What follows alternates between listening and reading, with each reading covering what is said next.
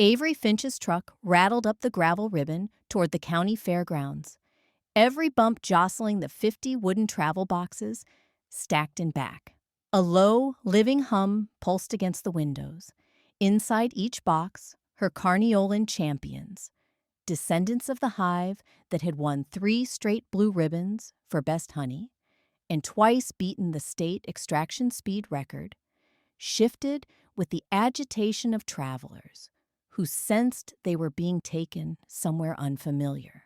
Avery glanced in the rearview mirror, worried they could feel her own tension. The first Saturday in May was always the start of bee show season, a circuit of fairs, festival demonstrations, and quietly cutthroat competitions.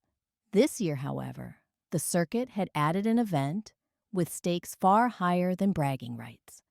The Valley Coalition's Pollinator Innovation Prize, $50,000, and a government-funded pilot program would go to the team that could present a workable idea for slowing the region's catastrophic colony loss, now racing past 40% a year. Avery needed that prize like a queen needs her retinue.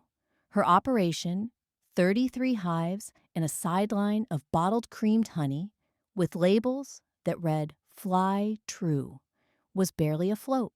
Already she'd sold 2 favorite nuke boxes and 1 stainless extractor to cover feed syrup for spring. If the die-off worsened, she'd lose everything, including the bees she thought of as family. She parked beside the exhibition barn and cut the engine. The truck fell silent, but at once her bees' agitation grew louder, a cascade of nervous zeezes. She cracked the driver's door and smelled it. Diesel exhaust, fried dough, trampled alfalfa, and something else, a drifting cloud of cologne, expensive and citrus sharp, hovering like an unwelcome perfume counter. "Damn," she muttered.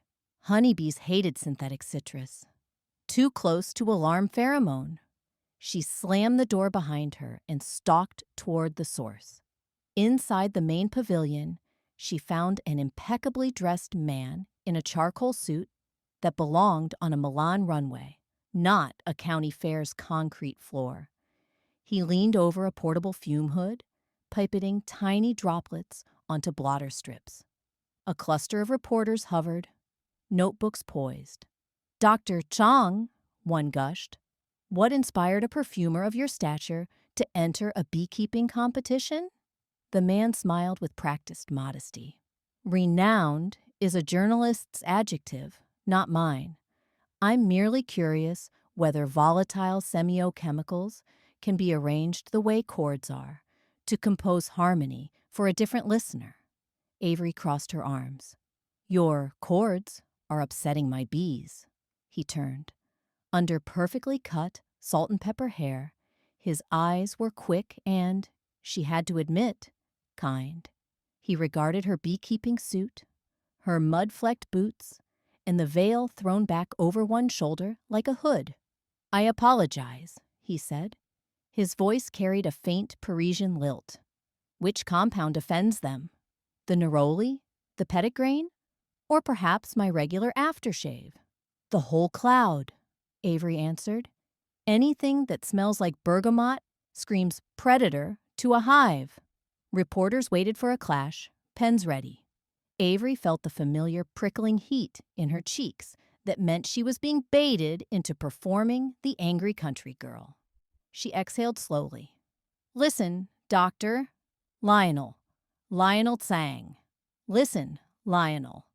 You're here for the Innovation Prize?" "I am. Or rather, I am here seeking a partner who has bees but lacks chemistry glassware." The reporters perked. Avery did not. She had no time for gimmicks. "Still," she heard herself say, "and what exactly is your idea?" He lifted a glass vial. "A scent that masks Varroa destructor's ability to locate bee larvae.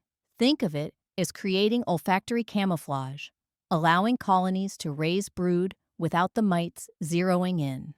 Avery blinked. Varroa mites were enemy number 1. Pinhead vampires that drained bees' blood and spread viruses. If you could keep them from entering brood cells in the first place, is that even possible? In theory, Lionel said. We know mites orient on specific brood pheromones. Beta-ocimene, oleic acid derivatives. That's academic. In the field, they follow the nurse bee's feed trail. Exactly why we use a broad bouquet, he said, tapping the vial. A molecular pastry shop so overwhelming, the mites' noses lose the bakery. Avery laughed despite herself. Colorful, but the deadline's in 6 weeks. Field trials, data, peer review letters. You'd better have superpowers. I have GCMS readouts, funding, and insomnia, he replied. What I do not have is bees, nor the competitive nerve to stand before rural judges. That Ms. Finch, Avery Finch. Finch, he repeated, tasting it like a wine note. Would you consider collaborating? Your hives, my lab. 50-50 credit. Avery knew alliances formed inside fairgrounds, the way spores form on fallen fruit. Messy, spontaneous, and often fermenting into trouble. Yet the idea of beating Varroa, not just coping with them, burned brighter than caution. She extended her hand. My bees and I will think about it, she said. But Lionel Tsang had already lifted her gloved fingers and bowed slightly, as if sealing a treaty between queendoms.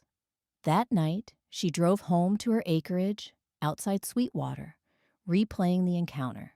She told herself she was mulling logistics, transport, sample sizes, risk, but found her mind circling Lionel's odd mix of polish and earnest geekiness, the way he'd spoken as if chemical compounds were shy orchestra instruments, needing coaxing to join the concerto.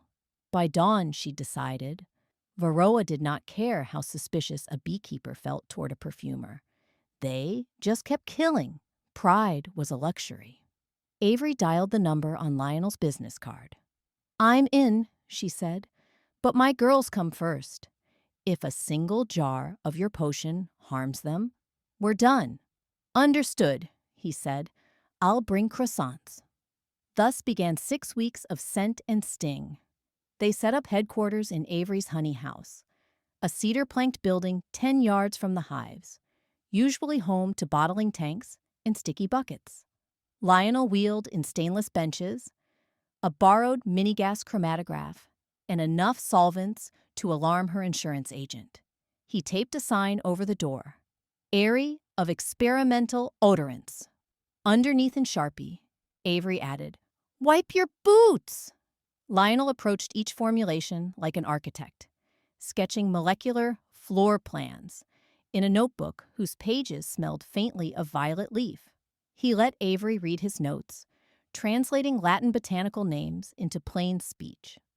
She countered with hive intel, how drones loafed at the entrance, how nurse bees fanned honey to evaporate moisture, how a queen's mood could sour if the barometric pressure dropped 2 millibars. Day 1, they loaded cotton wicks with prototype A and inserted them into 2 test hives. The formula's base note was beeswax absolute, a good sign, and its heart, a thicket of floral aldehydes. For 20 minutes, the bees tolerated it. Then, as if someone had switched a track on the hive's internal jukebox, they poured out in an irritable swirl and dive-bombed Lionel's earlobes. Retreat, he shouted, sprinting for the honey house. Avery slammed the door behind them, both panting. She wanted to laugh, but Lionel kept patting his hair, stricken. They hated it, he gasped. Trial means error, she said, handing him an ice pack. At least you didn't blame your aftershave. By week 2, they'd run through prototypes B through G. Some mildly soothed bees, but did nothing to deter mites. Others deterred mites, but also repelled the nurse bees, which defeated the purpose. Over late-night pizza boxes, they argued. Avery insisted the scent needed a hint of propolis, the sticky resin bees used as caulk. Lionel predicted that would make the bouquet muddy, but finally conceded. Avery rifled her freezer for a brick of raw propolis, chiseling flecks into ethanol. The resulting tincture tinted the next batch amber. One May evening, thunderheads crouched over the valley. Avery carried a portable infrared camera to Hive 19, where a queen named Artemisia reigned. Lionel followed with prototype H in a small atomizer.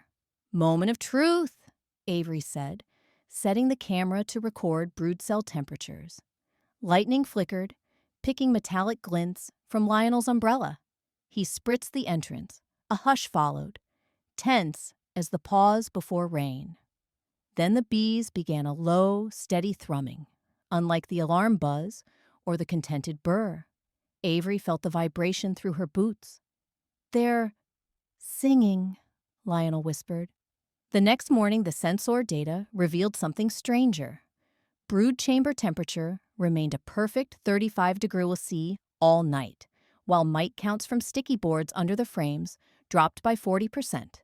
Artemisia, usually skittish at inspections, greeted Avery's gloved hand by calmly walking onto it like a monarch onto a scepter. Prototype H looked promising. They dubbed it Haven, but success made them reckless. Trying to amplify the mite-repelling aspect, Lionel added a cedarwood isolate, known to scramble arachnid receptors. Haven Plus! Test Hive 12 erupted in chaos. Bees balling their own queen, heat killing her in a fury too fast for Avery to intervene. She cursed, tears hot behind her veil. Lionel watched, shaken into silence. Back in the honey house, Avery flung a hive tool onto the table. "They trusted me," she said. "I let you experiment, and now a whole colony's done." Lionel's shoulders sagged. "I thought the cedar note would anchor the blend in soilier resonance. Save the poetry. These are living creatures, not notes on a staff." The hurt in his eyes startled her. Not injured ego, but genuine grief. He removed his gloves. "Give me a chance to fix it," he said softly. "I misjudged volatility in humid air. We'll recalculate, remove the cedar. I'll stand in the bee cloud myself if another queen dies." The fury leaked out of her. She realized he loved her bees too, in his own meticulous way. "Okay," she said, "but from now on, field tests get half doses first." Agreed. They worked till dawn, side by side, revising the formula. Avery's eyelids drooped, but Lionel brewed thick French press coffee. He played Debussy on a tinny phone speaker, and somewhere between the shifting chords and the coffee fumes, Avery felt tension melt. She heard him hum along, surprisingly off-key. She snorted. He grinned, unashamed. By week 4, data showed Haven 2.1 reduced mite attachment by 63% without affecting queen behavior. Bees exposed to the scent for an hour groomed furiously, shaking off mites before they could pierce flesh. Avery filmed a slow-motion clip of workers kicking parasites like bouncers at a bar. They sent the video to the coalition's review board. Meanwhile, something else was grooming itself into being. A friendship, honey slow and fragrant with inside jokes. Lionel taught Avery to distinguish between Hedione and Jasmine absolute blindfolded. She taught him to recognize the difference between a forager's waggle dance for clover versus apple blossom. When spring rain hammered the roof, they picnicked on the bottling floor, sharing her grandmother's dandelion wine and his stash of dark chocolate from Paris. Lionel proved hilariously useless at wielding a hive tool, but coaxed Avery's cantankerous rooster out of a juniper bush by whistling a high F sharp. She nicknamed him Maestro. He called her Queen Captain. One twilight, they stood among the apiary's wooden boxes, arranged like pastel row houses, listening to the bees settle. Fireflies stitched brief neon dashes between hives. Lionel inhaled. Smells of warmed sugar and cut grass. "And bee breath," Avery said. "Exhale," he said. They both did, slow and synchronized. Their breath clouded together, briefly visible in the cool air before vanishing. "All living things speak in chemistry," he murmured, "even when they have no words." Avery turned, heart thudding louder than any bee hum. But just then, her phone pinged. An email from the coalition requesting a live demo in 2 weeks. Reality rushed back like smoke into lungs. Preparation consumed them. They scaled the blend, arranged safety data sheets, built portable observation frames so judges could watch mites drop off bees in real time. The night before the demo, Avery's extraction room looked like a cross between a laboratory and an arts and crafts fair. Lionel labeled atomizers with tiny bee icons. By 2 a.m., they collapsed onto sacks of pollen substitute. Moonlight silvered the rafters. "If we win," Avery said, "I'll be able to afford new hive bodies, an autoclave, maybe even a research assistant." "If we win," Lionel countered, "I'll finally prove to my board that fine fragrance techniques belong in conservation, not just luxury." He glanced at her. Something in his gaze made her flush. "And," he finished softly, "I'll have an excuse to keep visiting Sweetwater." She pretended to examine a stray label, but her smile gave her away. Demo Day gleamed bright. At the State University horticultural plots, 3 teams erected tents. One displayed robotic pollinator drones. Another offered genetically modified, mite-resistant bees. Avery and Lionel set up a single observation hive on a table draped in sunflower yellow cloth. Judges approached, clipboards ready. Avery's heart hammered. She recited the protocol: baseline mite count, application of Haven 3.0, post-exposure groom count. Lionel spoke of molecular keys and locks, but in language crafted for lay ears. Then came the moment. He unstoppered a bottle and waved the wand across the wire mesh. A hush. Bees emerged, shimmering in sunlight. Instead of alarm, they lifted their thoraxes and fanned wings, distributing the scent into the hive as if it were their own secret recipe. Within minutes, mites began falling onto the whiteboard like pepper shaken from a piece of fruit. A judge took out a hand lens, blinking in astonishment. 75% detachment in 5 minutes, she murmured. Another judge, a stone-faced entomologist, muttered, "And the bees appear unbothered." The final test required opening the hive. Avery lifted the frame, her hands steady now. The queen strutted across comb, unperturbed. Lionel's lips parted with palpable relief. A breeze carried a whiff of the scent toward the judges, who inhaled an aroma of warm wax clover and a barely perceptible sparkle of yuzu. "It smells," one judge said, "like summer honey cooling on a windowsill." Afterward, they waited in a nearby greenhouse for results. Avery paced between rows of tomato seedlings. Lionel leaned against a potting bench, eyes closed. When the coalition chair entered with a white envelope, Avery felt her knees weaken. "The Pollinator Innovation Prize," the chair announced, "goes to Finch Tsang Haven Protocol." Applause echoed. Avery couldn't feel her feet. Lionel grabbed her hand, squeezed. Reporters surged. Cameras flashed. Questions volleyed. Timeline for production. Regulatory hurdles. Patent licensing. Avery answered what she could. Lionel fielded the chemistry. But beneath words pulsed a shared refrain. "We did it." Back at Sweetwater that night, they uncorked a bottle of mead aged with orange peel. Bees slept in their boxes, but the air still vibrated with memory of triumph. Avery led Lionel to the observation deck above the honey house, where one could see the valley lit only by porch lamps and stars. "We saved them," she whispered. "Or started to." He rested a hand on the rail beside hers. "You saved them. I merely bottled a melody they were already humming." The moon outlined his profile, the gentle slope of his jaw, the faint creases at his eyes. Avery's throat tightened with an emotion fiercer than gratitude. "Lionel," he turned, Their faces inches apart, they hesitated, as if testing a new fragrance for top-note burn-off. Then they leaned, found each other, and the night filled with a sweet, quiet thunder. In the days that followed, orders flooded in from co-ops and orchards. Haven 3-1 went into scaled production at a regional lab. Government regulators fast-tracked field permits. Avery hired 2 assistants.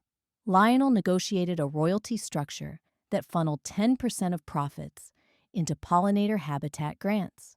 Yet the milestone Avery cherished most came one golden dawn when she and Lionel inspected Hive 19. Artemisia waddled across a frame glistening with new brood. Varroa count 0. Avery set the frame back and closed the hive. She breathed a lungful of air, thick with the scent she now knew by heart: wax, wildflower, and the faintest lingering note of yuzu, his touch. Lionel removed his veil. "Breakfast?" She nodded. "But not croissants. Something southern." "Biscuits with sorghum?" he suggested. "Only if you help roll the dough." "Deal," he said, grinning. They walked toward the house. Behind them, bees lifted into sunrise, wings catching light like confetti. Untroubled, alive, and singing a tune the world could finally hear.